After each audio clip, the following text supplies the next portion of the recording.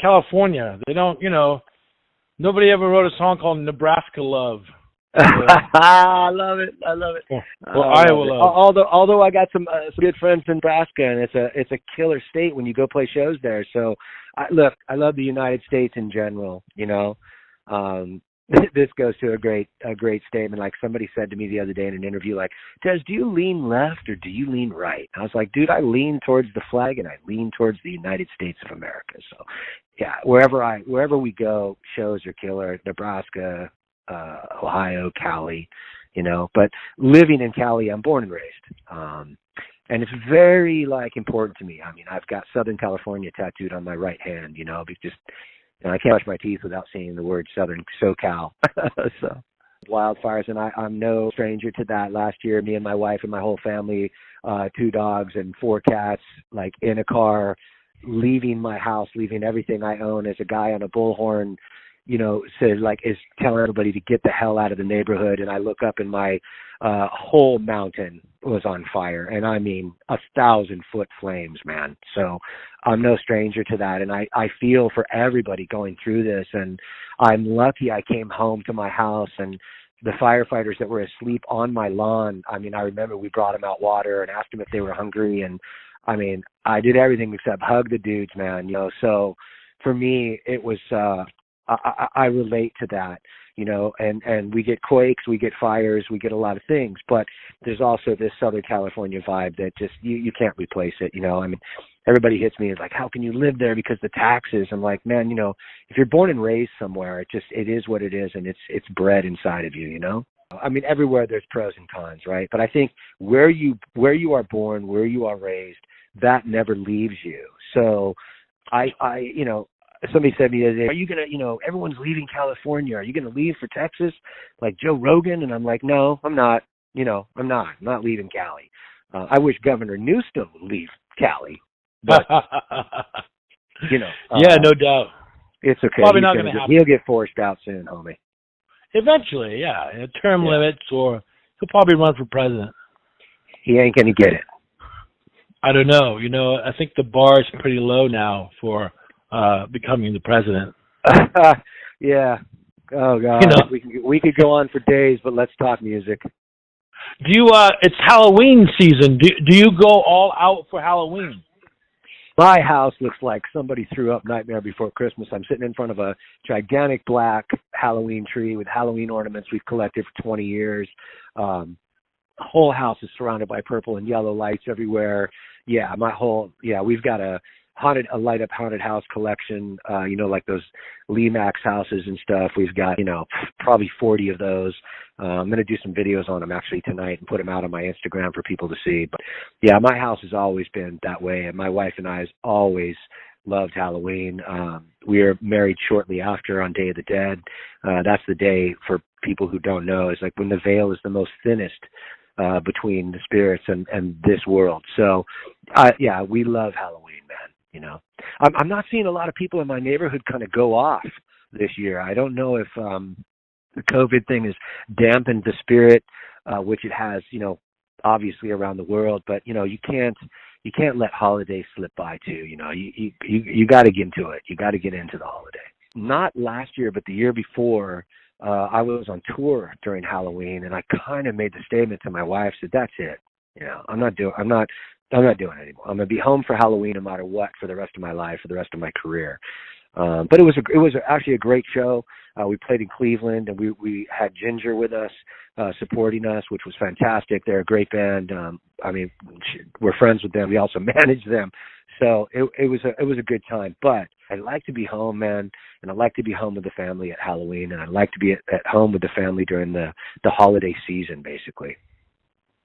You've been touring with bands that you've been managing lately, right?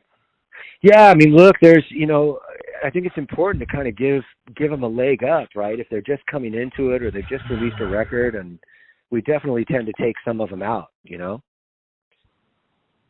what are the top 3 horror movies for you?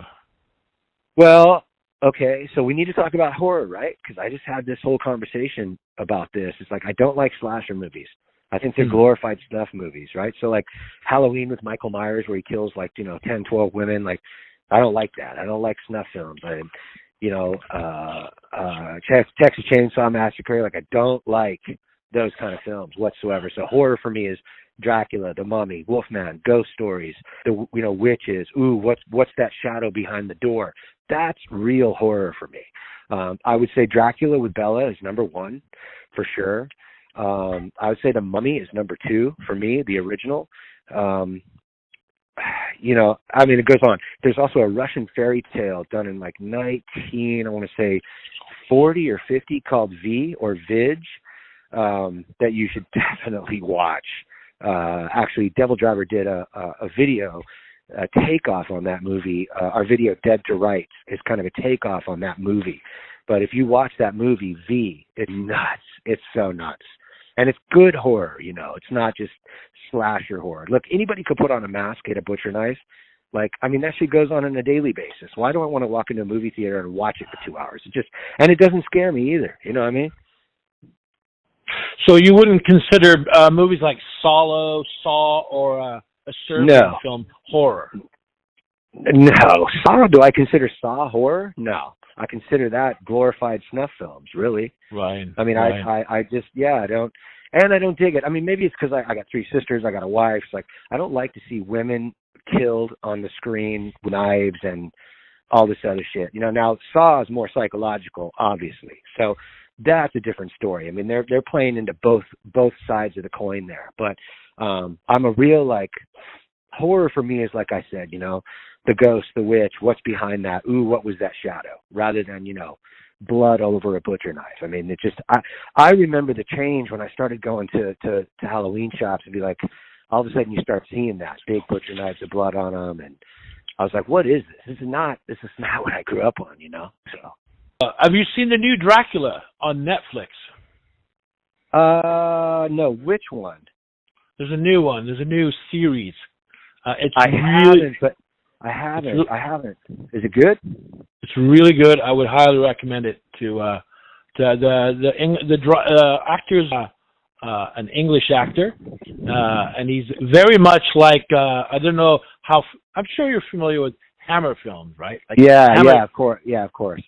Yeah, definitely more frightening than, say, Hollywood horror movies. I mean, oddly enough, last night we watched Bram Stoker's Dracula with Gary Oldman, and I was like, I don't know if I've always liked the movie, but I kind of paid more attention last night. I don't know why, right? But his portrayal of Dracula is, it's up there with Bela, which is it's not even blasphemous. I mean, if you really watch that movie, he is just unbelievable, man.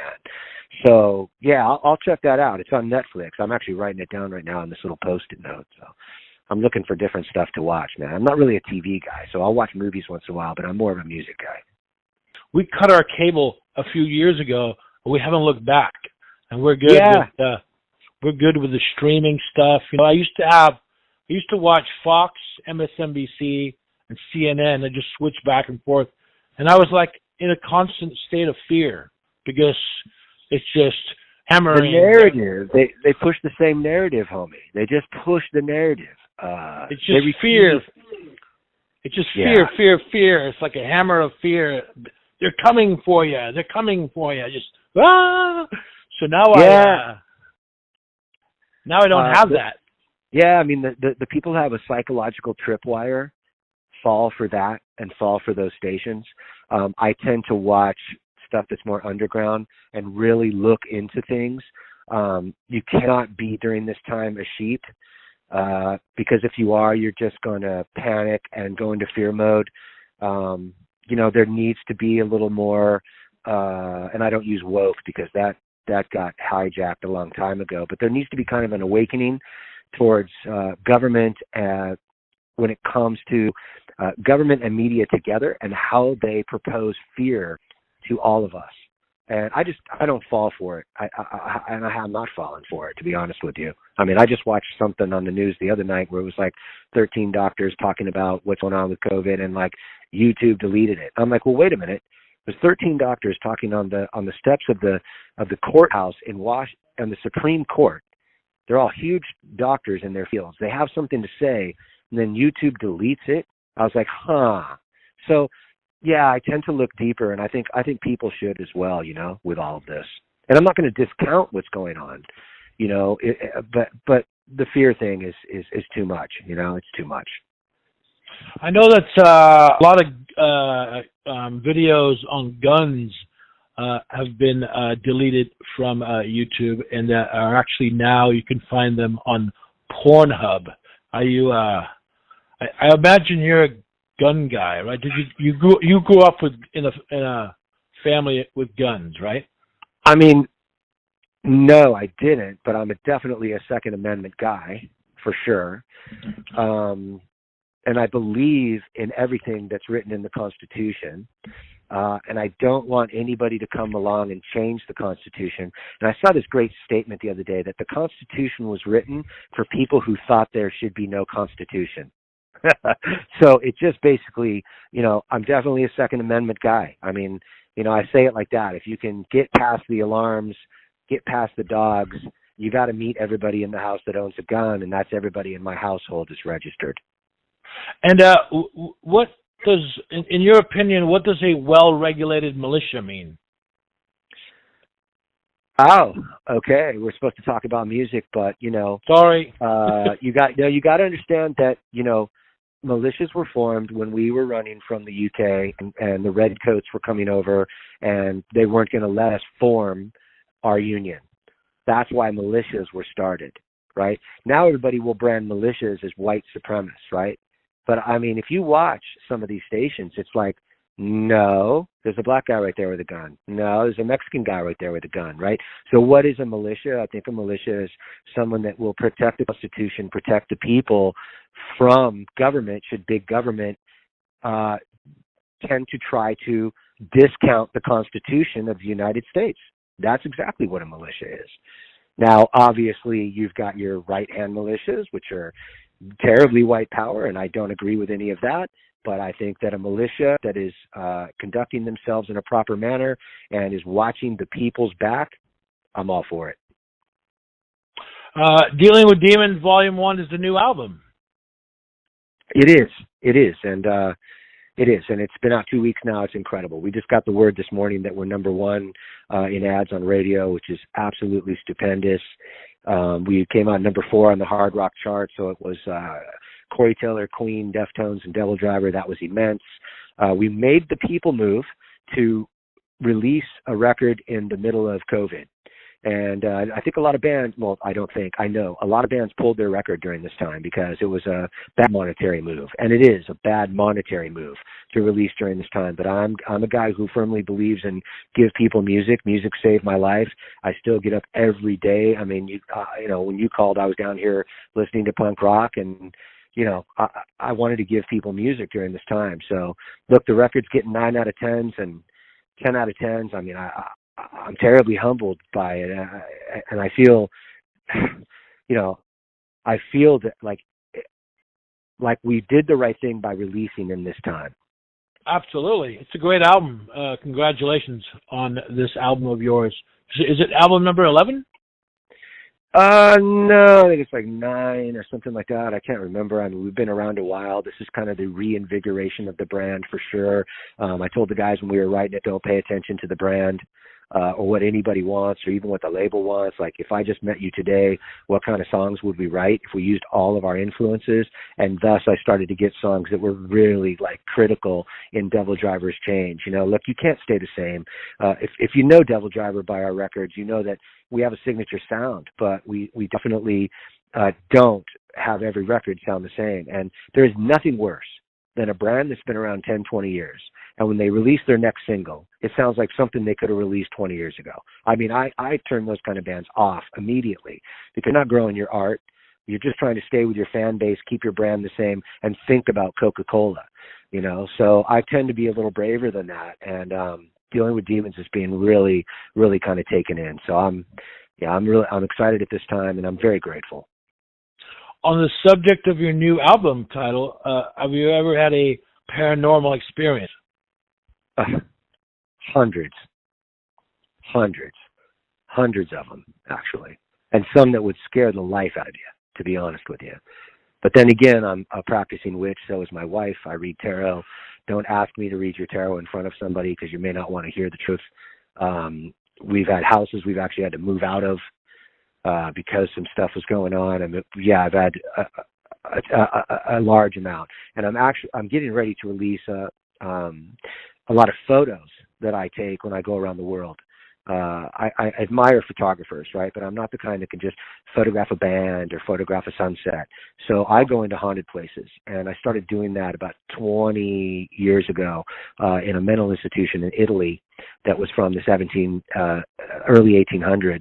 And I went in by myself. No one wanted to go in. It was 3 stories. I went all the way down to the bottom of the basement and started speaking some certain things out loud while I was filming and while I was taking photos, and you cannot believe what came out on the photos and the video. So now I started running around to all sorts of buildings whenever I was on tour by myself and taking photos and doing video and doing doing voice work and stuff. So it's been incredible. I can't wait to share the group of those photos and the group of like voices and stuff that have come through on tape recorder and stuff. It's unbelievable. Is it weird to see album sales down and chart positions up? For sure. Absolutely it is. But what are you going to do? I mean, it's, I have 3 sons in their early 20s, and it's like, when's the last time you bought a record on iTunes? Like, Dad, 5 years ago, So what do? I stream. Well, okay. I mean, I think what happens now is we have to get legally involved with streaming services and say, right, 1 stream equals 1 radio play. And that's what it needs to come back to. Otherwise, this thing is not going to exist. It's going to be very hard for musicians to exist in this new world. Now, I'm also a fan of streaming. I mean, I own a Spotify account. I like Spotify as a company. So I'm not against it. I'm definitely not. I think it just needs to be regulated so artists see more of a share from their songs being played. Because when you see, hey, your song was played, 2.5 million times in the last 3 weeks, and you're seeing, 10 cents, it's kind of like, hold on a second here. What's going on? So we'll see what's going to happen in the future, and I hope that we come along and we rectify that situation just for younger bands, man, right? Because I've probably got 10, 15, 20 years left in me. But what about the young cats coming up, How are they going to make it? How are they going to do this thing? I mean, the chances of them even getting out of a van into a tour bus are probably nil. So we'll see where it goes. Does the music industry have any competent representatives in the halls of Congress or in the House of Representatives? Is there anybody out there looking out for you guys? That's one of the greatest questions I've been asked in the last 30 days, man. I mean, because I've been doing a lot of interviews. I don't know. I really don't know. I know that the EU and the UK right now has attorneys now going to talk to stream services to try to rectify income versus streaming. So we have to really see where this goes. And like I said, I'm all for streaming. I mean, who wants to buy a CD? I got a place to put it. I mean, it's going to end up to be a coaster. I mean, I buy vinyl, and actually all of our tapes, cassette tapes, have sold out, strangely enough. So we're going to have to see where this goes. I mean, I'm a big proponent of people getting paid for spins, only because I am on radio, and in my life I've had fairly good success actually with radio, even though I've been in underground bands my whole life. And I'm thankful for that, but we just really have to see. So that question is a great question. I'm not sure. And I think somebody needs to come pick up the torch. I mean, maybe it'll be me. Who'll know? Yeah, do it, my friend. What would be your advice to any aspiring musician today? Stay in it, man. Stay in it. Get in the garage and jam all night long. Don't let drugs and alcohol tear you and the band apart. Don't let Yoko Ono come in and screw things up with you and the bass player. Really watch your situations you get in. Not only that, if you get to a critical point, you start selling out some venues, you start having some people really looking at you, get yourself a monster of an attorney, and listen to him. I mean, that's what I would say. Early on in my career, my first couple records, I mean, I really got put through the ringer. I didn't know the business well. This is the same story I heard, all my life with other bands as well. But I think you just got to get yourself an attorney that's a monster. And I do. I've got 2 attorneys on retainer. So Tell me something you've never told an interviewer before. I take the wrong job. I'm terribly agoraphobic, socially awkward.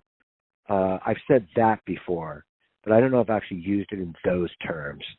Like, my job forces me to do things that I wouldn't normally do. Be in a group of people I don't know, et cetera, et cetera. So, that's something extremely personal. I mean, our first song, Keep Away From Me, was kind of about that, but I don't, I've never really kind of said it in that way. Would you say your industry was in a healthy state pre-pandemic? I'd say the world was in a pretty healthy state pre-pandemic, to be honest with you. I mean, I know our economy was in a great state pre-pandemic. That's for sure. I mean, I'm a day trader. I own stocks. It was in a great place. I think there's a lot of great bands coming up. The music industry is very diverse. I'm a guy who listens to everything from punk rock to metal to jazz to blues to psychobilly. You know what I mean? And I've watched it, and it seems happy and healthy. So, without touring, it's a very difficult thing for bands. And who I really feel for is like my crew. I'm a very blue collar guy. I hang with my crew. I feel for my crew. I feel for the bus drivers. I feel for the catering girl, the coat check girl at the local bar, the bartender at the local place. I mean, I feel hard for those people in the industry, so heavily hit by this. And everybody has taken a strong hit, man. Every band has taken a hit. Every crew has taken a hit. So I think it was happy and healthy before all of this. And hopefully, as a species and as a planet, we can get past all of this and also kind of open our eyes and not be ruled by fear-mongering, right? I tend to be a very critical thinker. And I don't know if COVID is all they say it is. So while I do wear a mask and I'm socially distant, and my wife went through cancer last year, so I'm definitely staying away from people, I just don't see the closures of business and the closures of, putting millions of people out of work. I don't see that I see it more of a problem than COVID, actually, to be honest with you. The cure is worse than the disease. Well, it seems to be. And I don't want to be insensitive for anyone who may have lost a loved one or been told that they lost a loved one due to COVID, but they had something else going on. I don't want to be insensitive to that. But I really do believe that there's something a little more sinister behind this than what is being portrayed. And that's just critical thinking. And I tend to opt out in sheep kind of thinking. I'm not a sheeple. So I look at this from all perspectives. And again, this is just my view, and I don't mean to be offensive for anybody who, like I said, may have lost a loved one. But yeah, I think that the cure is worse than the disease at this point.